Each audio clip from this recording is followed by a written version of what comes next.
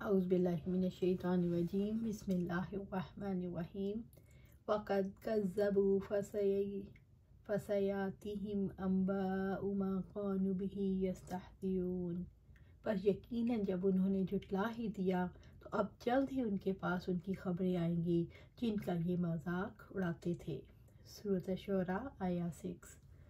فقد کذبوا فسیاتہم انباء ما كانوا به یستہزئون، پس یقیناً جب انہوں نے جھٹلا ہی دیا تو اب جلد ہی ان کے پاس ان کی خبریں آئیں گی جن کا یہ مذاق اڑاتے تھے، یعنی انہوں نے حق کو جھٹلایا، اب وہ اپنے جھٹلانے کا نتیجہ بھگتیں گے۔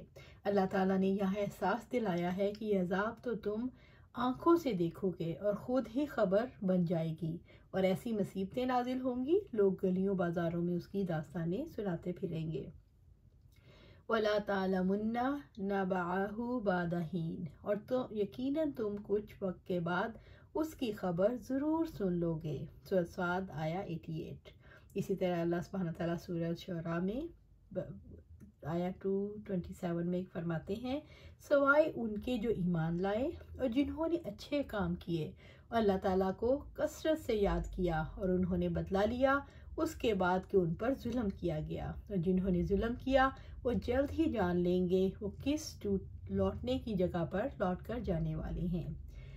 اولم یروا الی الارض کم انبتنا فیہا من کل زوج کریم، اور کیا انہوں نے زمین کو نہیں دیکھا کہ ہم نے اس میں ہر قسم کی کتنی عمدہ نباتات اگائی ہیں۔ سورۃ شعراء آیا 7۔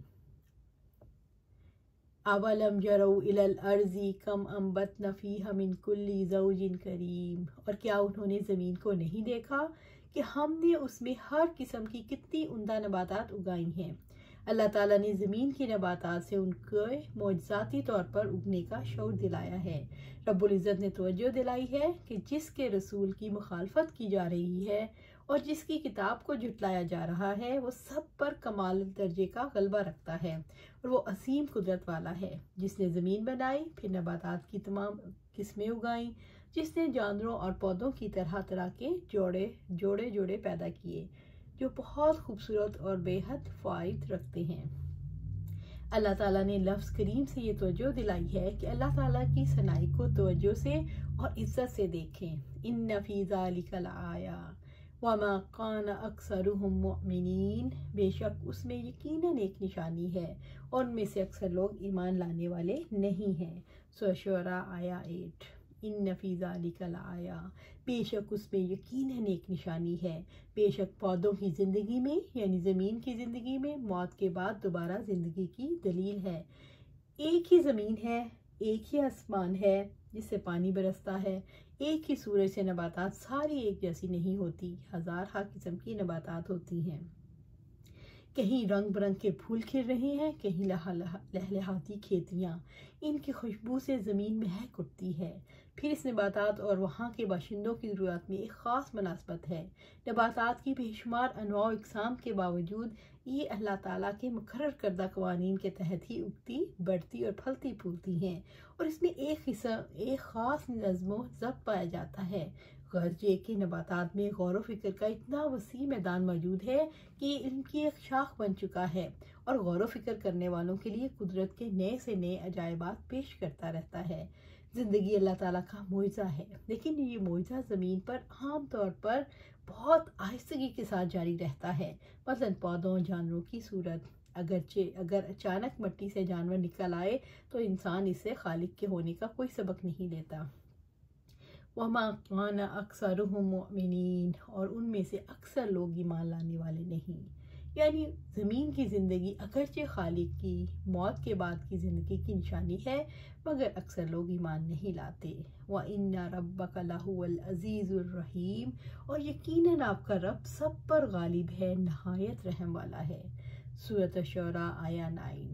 وَإِنَّ رَبَّكَ لَهُوَ الْعَزِيزُ الرَّحِيمُ، اور یقیناً آپ کا رب سب پر غالب ہے، نہایت رحم والا ہے، یعنی اللہ تعالیٰ زبردست قوت والا، کمال غلبہ رکھنے والا ہے۔ وہ جو چاہے جب چاہے سزا دے سکتا ہے، مگر وہ نہایت رحم والا ہے، مسلسل سنبھلنے کے لیے مواقع دیتا جا رہا ہے اور ان کی سرکشی پر گرفت نہیں کر رہا۔ اللہ تعالیٰ اگرچہ غلبہ اور انتقام لینے پر قدرت رکھتے ہیں، لیکن وہ رحیم ہے، اس لیے فوراً نہیں پکڑتے۔ اللہ تعالیٰ بدبخت لوگوں کو عذابوں سے ہلاک کرتا ہے اور سعادت مندوں کو ہر مصیبت سے نجات دلاتا ہے۔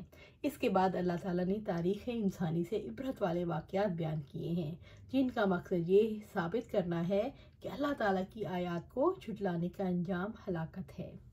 وَإِذْ نَادَى رَبُّكَ مُوسَىٰ أَنِ ائْتِ الْقَوْمَ الظَّالِمِينَ، اور جب آپ کے رب نے موسیٰ کو پکارا کہ تم ظالم قوم کے پاس جاؤ۔ سورۃ الشعراء آیت 10۔ وَإِذْ نَادَى رَبُّكَ مُوسَىٰ، اور جب آپ کے رب نے موسیٰ کو پکارا، یہ اس وقت کی ندا ہے جب موسیٰ علیہ السلام اپنی بیوی کے ہمراہ واپس آ رہے تھے۔ راستے میں انہیں سردی سے بچاؤ کے لیے آگ حاصل کرنے کی ضرورت محسوس ہوئی تو آگ کی تلاش میں کوہ طور پر پہنچے، جہاں ندا سنائی دی۔ رب العزت نے طور کی دائیں جانب سے موسیٰ علیہ السلام کو آواز دے کر حکم دیا۔ اس کا بیان ہے اَنِ ائْتِ الْقَوْمَ الظَّالِمِينَ، کہ تم ظالم قوم کے پاس جاؤ۔ اللہ تعالیٰ نے موسیٰ علیہ السلام سے کلام کیا، انہیں اپنا رسول بنا کر حکم دیا کہ فرعون اور اس کے سرداروں کے پاس جا کر انہیں سمجھاؤ کہ وہ اللہ تعالیٰ کی مخلوق پر جبراً مسلط ہیں۔ انہوں نے زمین میں تکبر کر کے ظلم کیا ہے اور فرعون نے خدائی کا دعویٰ کر کے ظلم کیا ہے۔ جب ظالم قوم کے پاس جاؤ یعنی ظالموں کو اللہ تعالیٰ کا پیغام پہنچاؤ۔ ان الفاظ سے اللہ تعالیٰ نے موسیٰ علیہ السلام کو نبوت عطا کی۔ موسیٰ علیہ السلام کو فرعون اور اس کی قوم کی طرف بھیجا، جنہوں نے کفر اور شرک کر کے اپنے اوپر ظلم کیا تھا۔ یہ قوم بنی اسرائیل پر بھی ظلم کرتی تھی، ان کے لڑکوں کو فرعون مار ڈالتا تھا اور لڑکیوں کو زندہ رہنے دیتا تھا۔ اللہ تبارک و تعالیٰ نے قرآن مجید میں موسیٰ علیہ السلام کی مدح و ثنا اور ان کے واقعات کا بار بار جتنا اعادہ کیا ہے، اتنا کسی اور واقعے کو بیان نہیں فرمایا، کیونکہ موسیٰ علیہ السلام کا قصہ عظیم حکومتوں اور عبرتوں پر مشتمل ہے، اور اس قصے میں اہل ایمان اور اہل کفر کے ساتھ موسیٰ علیہ السلام کے طرز عمل کی تفصیل ہے۔ موسیٰ علیہ السلام صاحب شریعت کبریٰ اور صاحب تورات تھے، جو قرآن عظیم کے بعد سب سے افضل کتاب ہے۔ فرمایا کہ موسیٰ علیہ السلام کی فضیلت والے احوال کو یاد کیجئے۔ جب اللہ تعالیٰ نے ان کو ندا دی، ان سے کلام فرمایا، ان کو نبوت سے سرفراز کیا، ان کو رسول بنا کر بھیجا۔ اللہ سبحانہ تعالیٰ سے دعا ہے کہ ہم قرآن و سنت کو جو پڑھتے ہیں اس پر عمل کریں، اور اللہ سبحانہ تعالیٰ اس کو ہمارے دلوں میں اتار دے اور ہمارے عملوں میں اس کا اظہار فرما اور اس پر ہمیں استقامت عطا فرما۔ آمین یا رب العالمین۔